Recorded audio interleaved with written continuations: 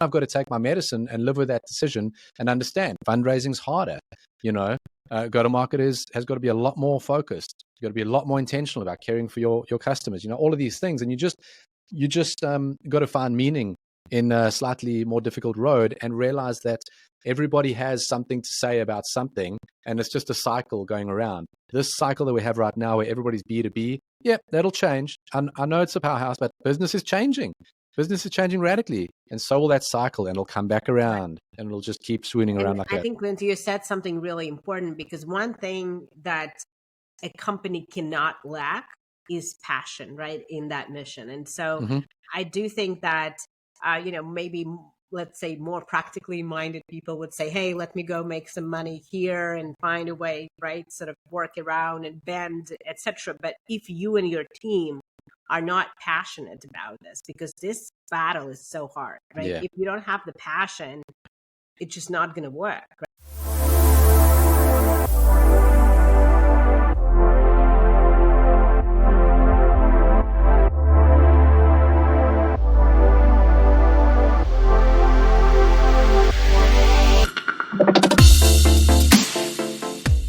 Hi, folks. Welcome to CEO Unboxed, where we share raw and unfiltered stories of CEOs behind the company headlines. And I'm your host, Vlada Lotkina, founder, CEO, and mentor. And today I have a great early stage CEO and founder with me, Clint Davis with CAPSLL, solving a problem that's near and dear to the hearts of all of us. Preserving those valuable memories, generational memories, to pass on to your kids and future generations. And I'm very excited, not only because of Clint's unique view on this important problem, but also because, as he himself says, he is an open book and he is prepared to do live unboxing, not talking about all those challenges that happened in the past that are already not as raw and unfiltered, but actually talk about real-time challenges. And that's what we're going to dive into today. Welcome, Clint.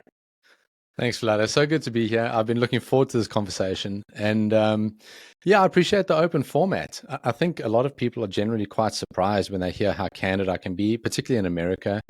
But, having lived in multiple countries, you do understand that probably the quickest way to communicate and build trust, cross-culturally in particular, is to be open and to understand that we're all human and we all have our stories. And titles aside, we're all people, Yeah, exactly right, Clint. And I think that's an important reminder. And actually, as I reflect on my own experience, actually, fun fact here, fundraising, I was talking to an American investor and I was telling him how when I got to US, one of the things that was most challenging for me, for example, was that I felt like I lost my sense of humor because I knew how to be funny in my own language, but I didn't know what was culturally appropriate. And so we started really connecting on this deeper human level. And I think that's really something you can gain by being open and vulnerable and just really telling these deeply human stories, which is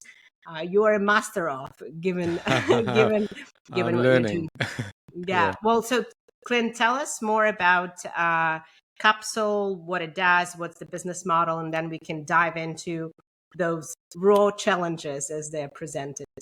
Yeah, awesome. Thanks for that. It's interesting because, as you mentioned earlier, I'm quite young, not in age maybe, but in terms of CEO and founding. We're in our third year, actually into our fourth year now. Amazing how time flies.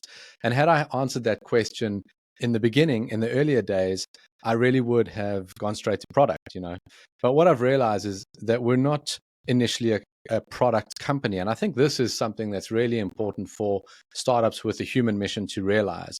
We're actually a company that is doing all the work to figure out the best ways for us as humanity to save our meaningful moments in life and pass them on forever. Now, that's not to say that this is only for legacy. This is also for now, because this is something that has happened in humanity from the beginning of time. We look at cave drawings, look at letters written by writers across distant lands, grandma's photo albums, and yet now living in the digital age, we have not solved what this is. And there are a few reasons for that. One of those is our connection to social media, making us so superficial, and the other with our content. And the other is that we are just pressing forward all the time, that we forget to look back and to reflect. And when we do, our belief is that that can draw you closer to each other. It gives you more self-worth and understanding within yourself by looking back on your past memories and the life that you've been living. And it connects you into the greater fabric of humanity across the ages, that we are a species, each living in within our contextual history, yet all unique and all bringing value proposition to the collective. So based on that, we created an app called CAPSLL, and that gives you digital time capsules to save your meaningful moments. So it could be when you grab your phone in first person when baby's taking first steps, or at the concert you always wanted to go to, or you might just pick it up and tell your story of your career. But these are privately shared with only the people you want to see them, and you can also give them permission to share them on forever as your digital legacy. Wonderful. Has the mission evolved or the solution evolved since you started? And sort of tell me about kind of twists and turns you've been. Yeah, it's I think if it's not evolving, you got to ask yourself some serious questions, right?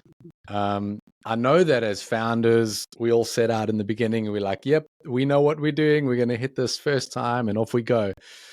But the reality is that even if you just look at how technology has evolved over the last, let's just say 6 months, but let's say a year, sure, it's quite amazing. And you have to test your company and test what you're creating and test your solution through that metric of, can it stand up to the evolution of technology? So we have evolved not in mission. Our mission has always been the same. It remains the same.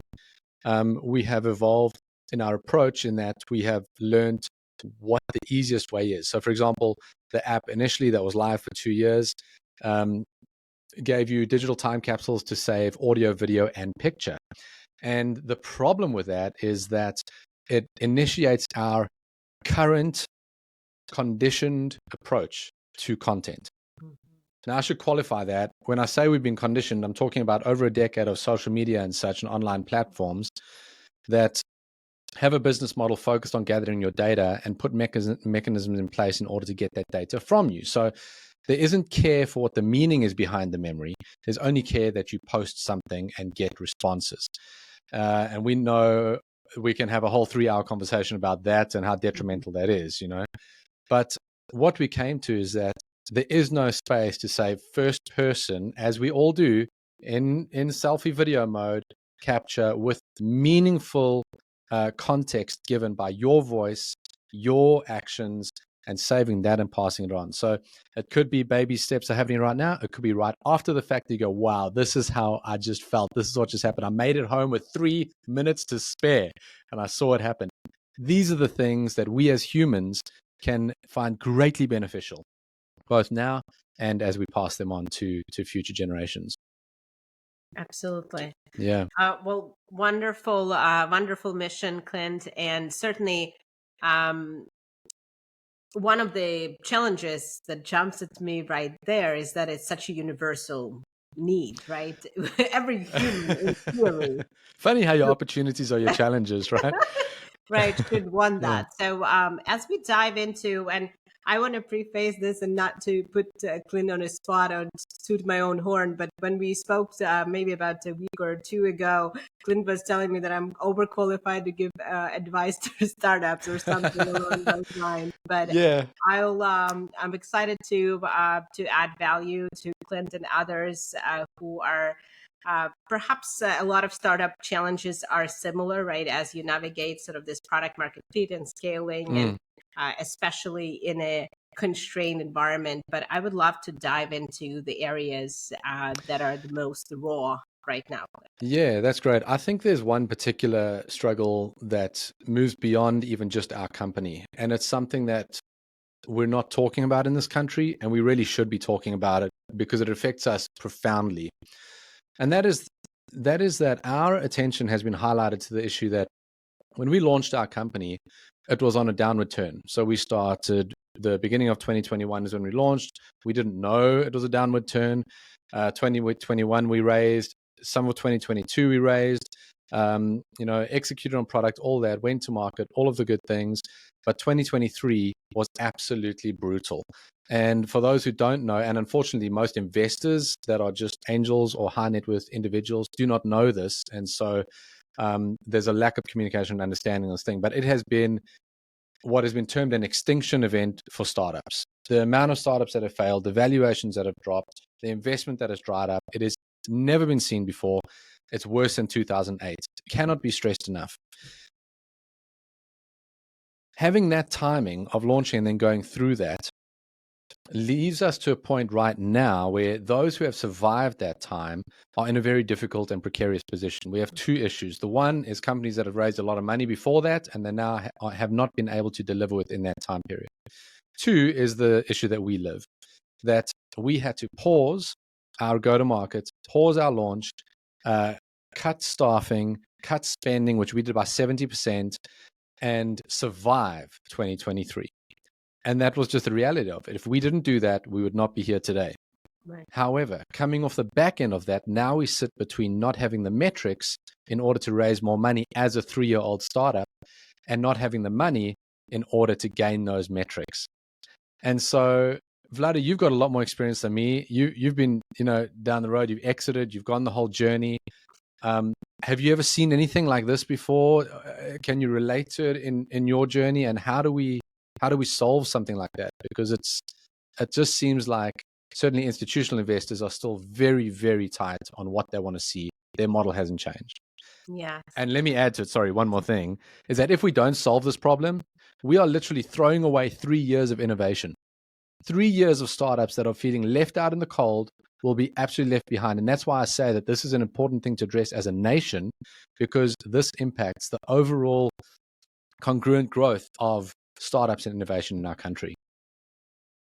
Thank you, Clint. And I think that's exactly right. That's the sort of the tide, right? That everyone who is sort of rowing in the same boat, right? And sort of facing this current. And I think that perhaps there have to be people thinking about it on a more kind of global institutional level. Yeah. And so we remember back through pandemic, right? There were things like some forgiveness programs, SBA loans, and things like that that were a resource. I'm not aware of programs like this at this time, but there is certainly, I am a believer in worrying what you can control, right? Because at the end of the day, that's all you've got is Yeah, that's great. what are Yeah. these levers in your control, while others can decide whatever things that might benefit you, and then you'll sort of jump on that train.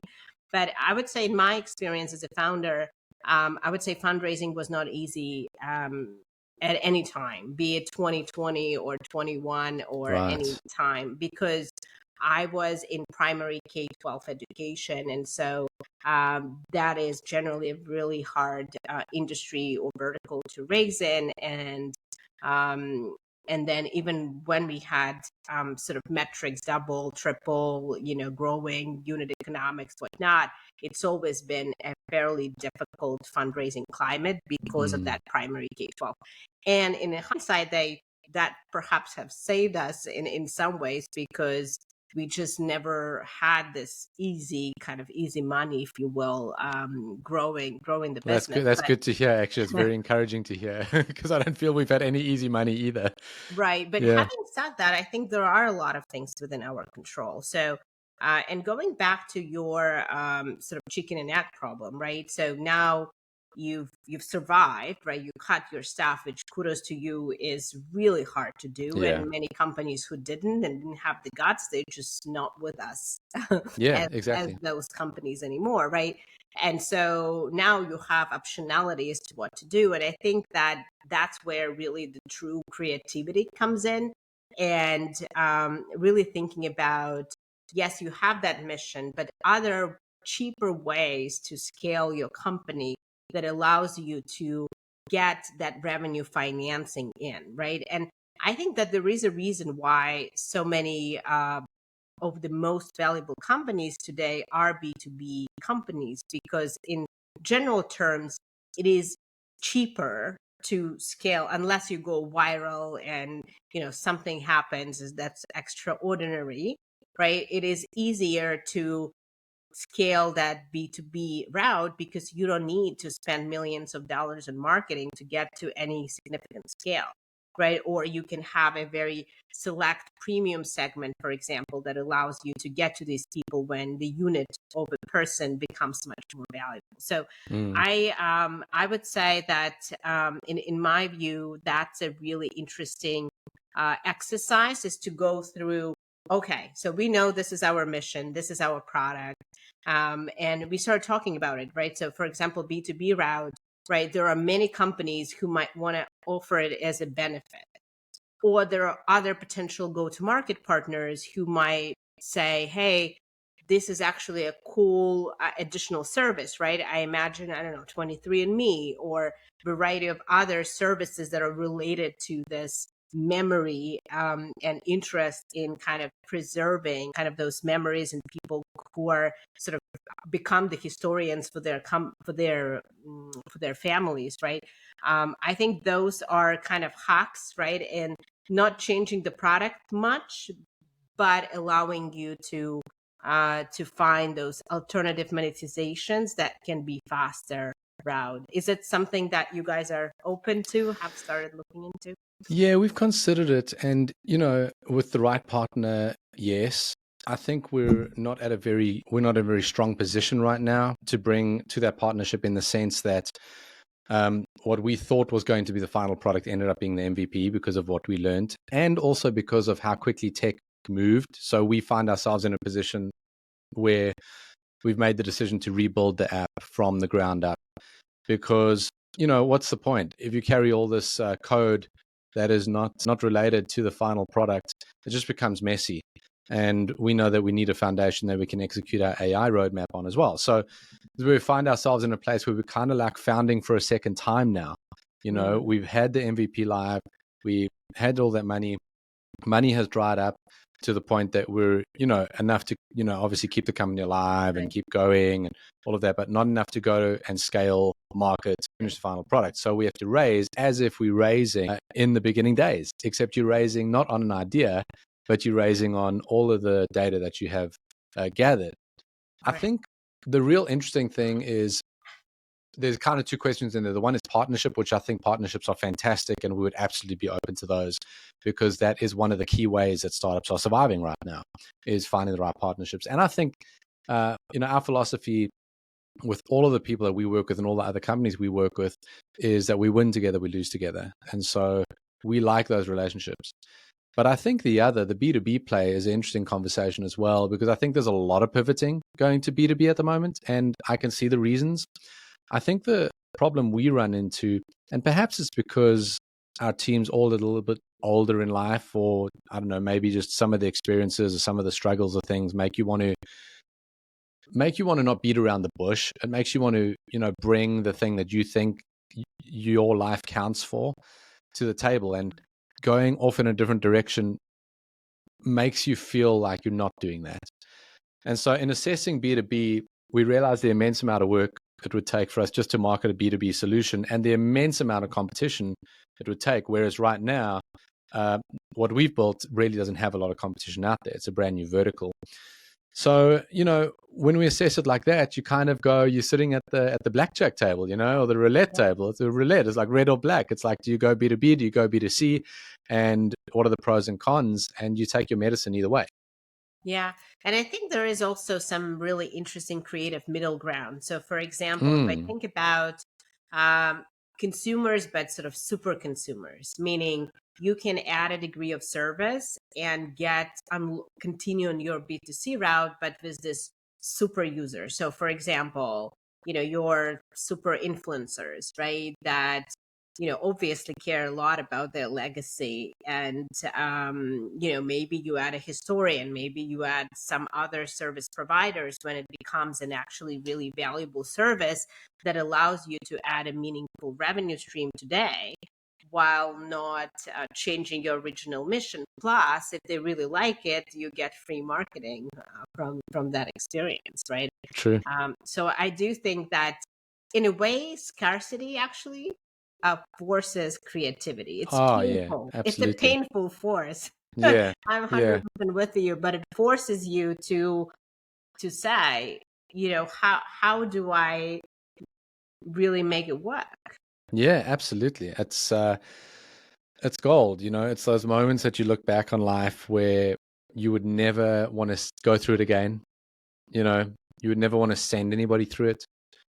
But you also know that what it did for you is so profound that you actually can't continue or reach the level that you want to reach without it.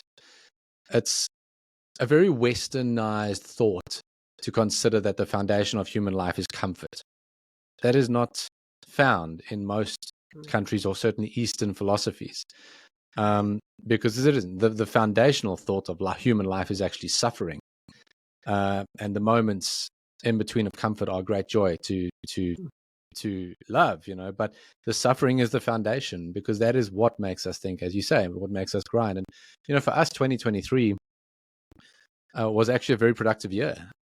I'll preface it by saying, had we raised the money that we wanted to raise, we would have probably spent it on the wrong things. So I'm very happy, weirdly, very happy that we didn't raise then, but very happy to raise now. So, Now put that that you out know there. what you actually need to Yeah, do. yeah, yeah. Because now we feel so confident. We changed the product. We updated the messaging.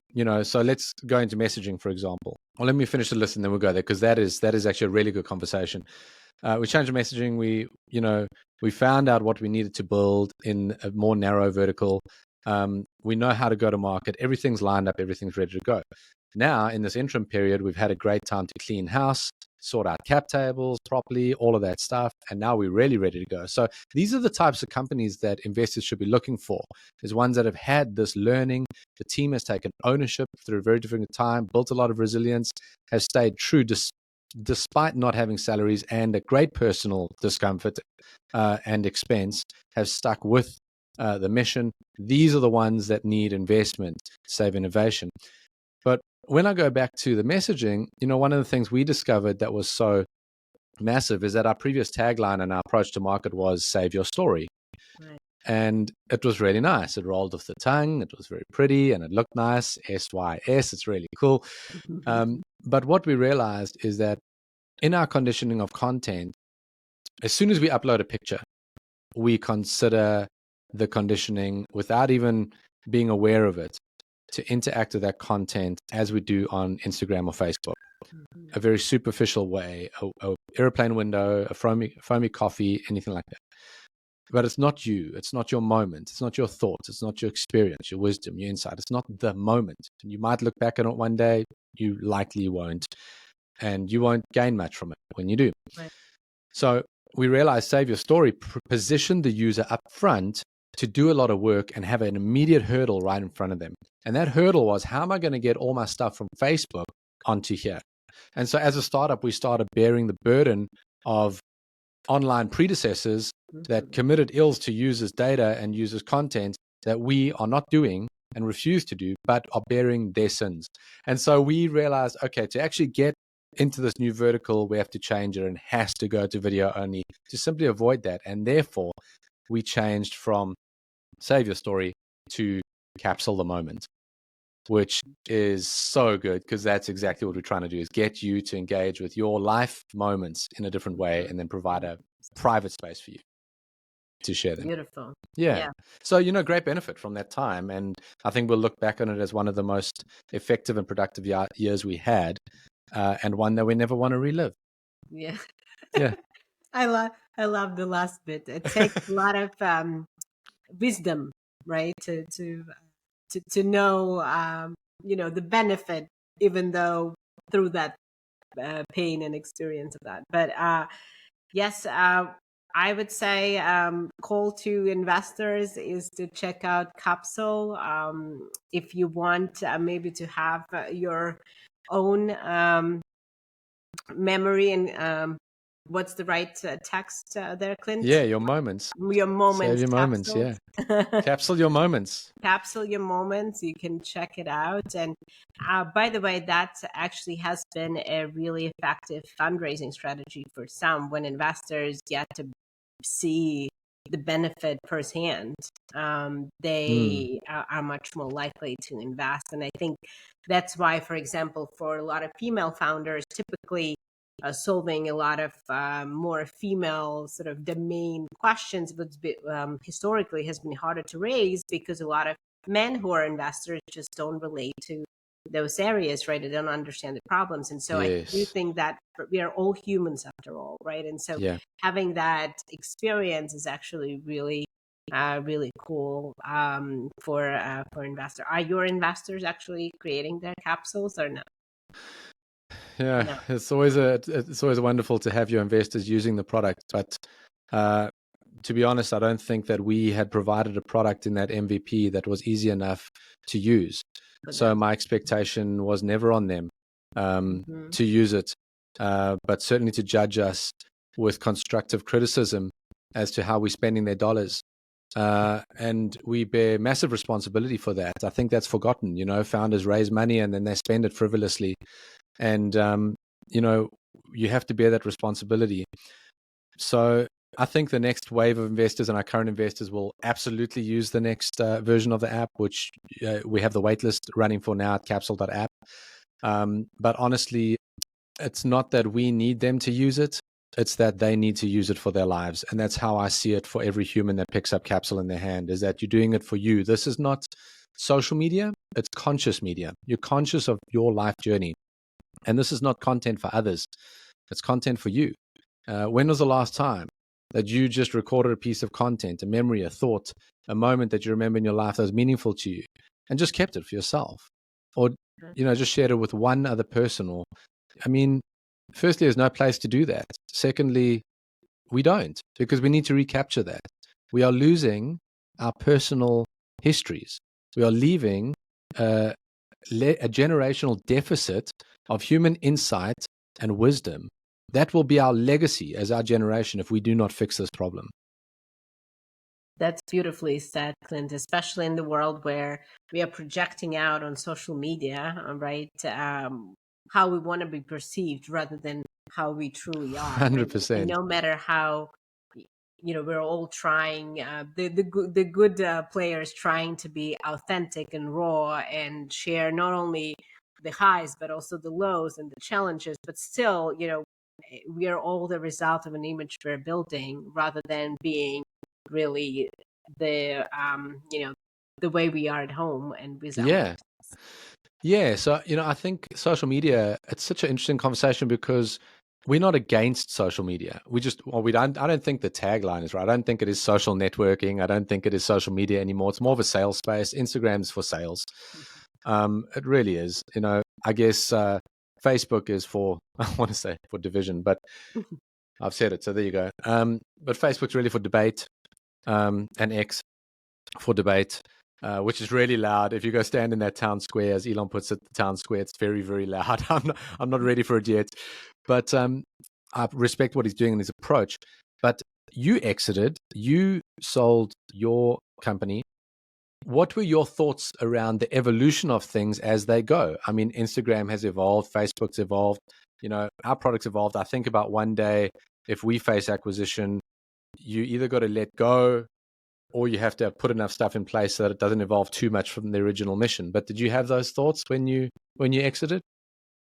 Well, I think it's really there is no right or wrong, right? I think it depends on sort of your contract you make with yourself. I know that Mm, from a lot of other founder friends and mentors who've exited, is that once you exit and if you sort of give up that control, then you have to just let the new parent, mm, right? And that's hard. It's got to be hard.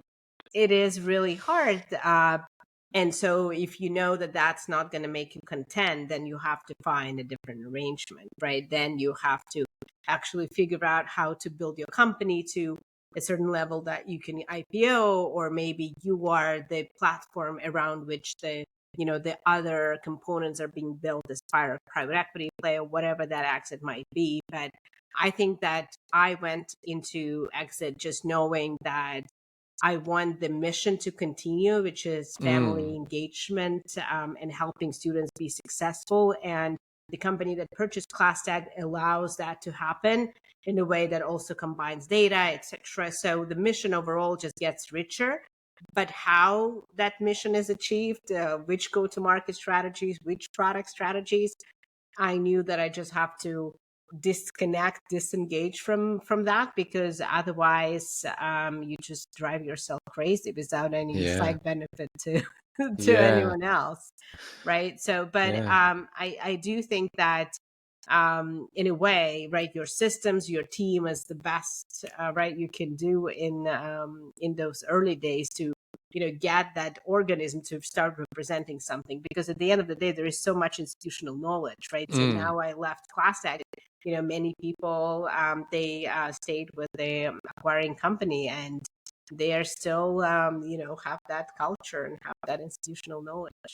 Yeah, I think that is such a major point. It does come to that at some point, right? What is the mission that you set out on? Right. And where is it going to have its best success? How's it going to grow? So as you mentioned earlier, yes, partnerships with Ancestry.com, with 23andMe, and the like have always been on our radar because of that very fact, because they would be the right people to bring it at mass. I think you struggle with that sense of individual personal purpose in that conversation, where I start thinking about I'm the best voice for this right now. When that shifts, then that makes those things a reality. So I tend to lean it away from being a business decision and more towards a more philosophical approach. It's the same kind of approach that I take when I consider B2B. Our product is a B2C product. It is distinctly focused on the individual, and then the small collective on the economy of trust through private sharing. Why would we shift on a B2B play just to fund that? If it's going to work, it's got to work in a B2C space. And I totally respect and totally understand the other plays, and that would be smarter. It definitely would be smarter for us to do. Reshape everything, do B2B, get the money from that, turn it over into B2C. I get that. But you know what, Vlada, I'm 44 years old. I have no intention of wasting any time on building something that I don't feel extremely passionate and driven about. And that just isn't it, So then I've got to take my medicine and live with that decision and understand fundraising's harder, go-to-market has got to be a lot more focused. You've got to be a lot more intentional about caring for your customers, all of these things. And you just got to find meaning in a slightly more difficult road and realize that everybody has something to say about something, and it's just a cycle going around. This cycle that we have right now where everybody's B2B, yeah, that'll change. I know it's a powerhouse, but business is changing.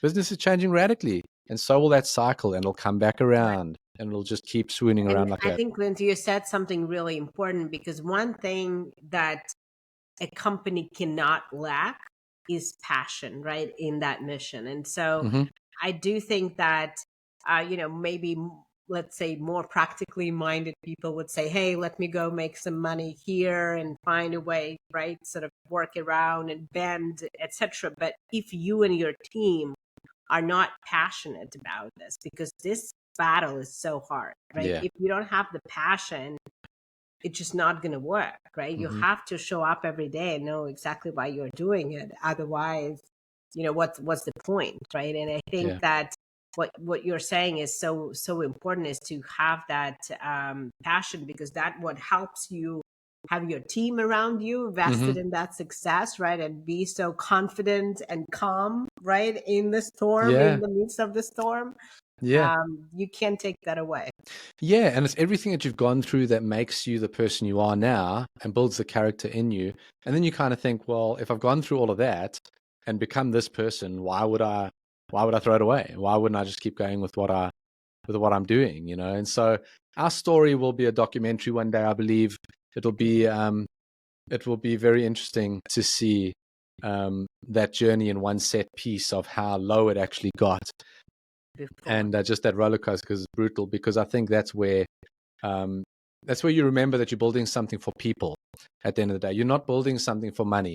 We appreciate our investors. We have, forecasts of massive ROI for them, and that's fantastic. You want to be a a profitable company because you want to have influence in the space that we're in. That's really what it equates to. But we're building this for human beings, and that is so often lost by developers, that you are building something for a human being on the other side. And what will this do to that human being? And I'm sure you look at your own life and you realize how far you've grown through the whole process, and probably can't recognize ever becoming this person, but what an Right. amazing journey. And every success story at the end of the day is a story of perseverance, right? And if we take examples, right, like for every, I think, dollar raised, I got, I don't know, 50 no's maybe, or maybe more, right? It's been a rough battle. If you take it, look at some unicorn companies like Airbnb, right? There are so many stories about how sort of that been rejected, that idea and vision, right? So most companies that actually became something, they have to overcome, and how many actually stop before they can become a success story, right? Yeah, and it's We'll never know. and it's true. If you've never founded a company, you never know this. To live day to day, not knowing if that day is going to bring the breakthrough that you so desperately need. Right. The emotional space of founding is something that you just can't put words to. It is the most bitter-sweet experience you can ever live. And when it's bitter, it is extremely brutal. And when it is sweet, it is very, very sweet. And there's very little middle ground. And that happens hourly, by the minute, by the second, by the day, by the year. It's rough, but it's it's life. It's good. It's good to live. Absolutely. As they say, the highs are high, right? And the lows are low. That's exactly what the founder goes through on a daily basis. But Clint, I have to say that you are weathering this storm with such poise and such confidence. And I imagine and know for a fact that many founders can be as collected as you are. So what is your advice, or what helps you be so strong? Yeah. Thank you, Vlada. I appreciate that. I think that there are moments where people see something in you and say something, and we kind of, especially in corporate world, just breeze over it and carry on with the conversation, But I heard that and I felt it and I appreciate it. Thank you. I think the number one is always going to be my marriage. Always. I can't. There would be no point in doing this without my wife, and I would not have the guidance and the wisdom and the insight without her. She has truly played a massive role in this, and will bear a massive piece of the success in the highs and the lows. So I can't stress enough how important that decision is in life, who your life partner is going to be. I think it helps that I'm founding at a later stage in life. It helps that I've lived in 4 countries. It helps that I grew I guess your story is just shaped for what you're meant to become if you'll let it, if you'll be brave enough to follow it. I grew up in the apartheid era South Africa, seeing massive separation under sanctions, lived in Dubai, then 2008, which is glitzy and glam and 200 nationalities. Won the green card lottery to come to America at a 0.73% chance. That's an absolute miracle. Dreamt of it since my childhood. Played baseball for 27 years. That's how much I dreamt of America. Need to be disappointed with where we are as a nation right now. That's just bizarre.